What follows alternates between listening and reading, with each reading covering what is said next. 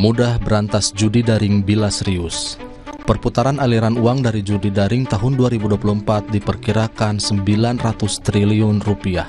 Apabila pemerintah serius, sebenarnya mudah memberantas judi daring. Perputaran uang judi daring berdasarkan data Pusat Pelaporan dan Analisis Transaksi Keuangan tahun 2023 mencapai 327 triliun rupiah. Kementerian Komunikasi dan Informatika memperkirakan apabila tidak ada langkah pencegahan, aliran uang judi daring di Indonesia pada tahun ini bisa mencapai 900 triliun rupiah. Presiden Joko Widodo pada Juni lalu mengesahkan pembentukan Satgas Pemberantasan Judi Daring yang diisi jajaran penegak hukum, kementerian terkait, serta otoritas keuangan dan perbankan di Indonesia. Judi daring bukan tipe kejahatan super canggih yang membuat penegak hukum kesulitan memberantasnya. Di setiap laman judi daring, kita dengan mudah mengetahui rekening penampung deposit atau dompet digital yang digunakan pemain untuk mentransfer uang mereka. Harus diingat bahwa para pemain judi daring ini adalah orang-orang Indonesia sehingga rekening deposit menggunakan bank-bank Indonesia. Seperti banyak kejahatan yang melibatkan uang dalam jumlah besar. Untuk dapat memberantas berlaku adigium follow the money.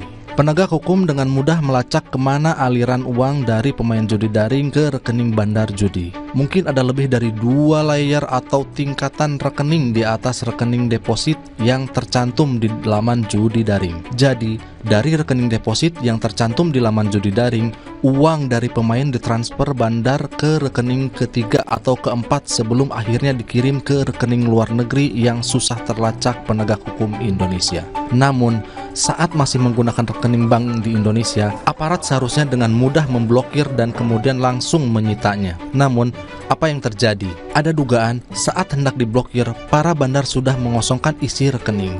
Hal ini karena memang proses pemblokiran rekening yang diduga milik bandar judi membutuhkan waktu. Dugaan ini mungkin benar karena selama ini, meski pemerintah selalu menyebut besaran uang dalam bisnis judi daring, tiap kali ada langkah penegak hukum, kita jarang sekali mendengar penyitaan uang dalam jumlah besar. Jika memang benar perputaran uang judi daring mencapai ratusan triliun, mengapa kita jarang mendengar ada penyitaan uang dalam jumlah yang setidaknya hampir sama? Artinya, kalau memang serius, pemerintah seharusnya tak hanya cepat memblokir rekening milik bandar judi, tetapi juga sesegera mungkin menyita uangnya.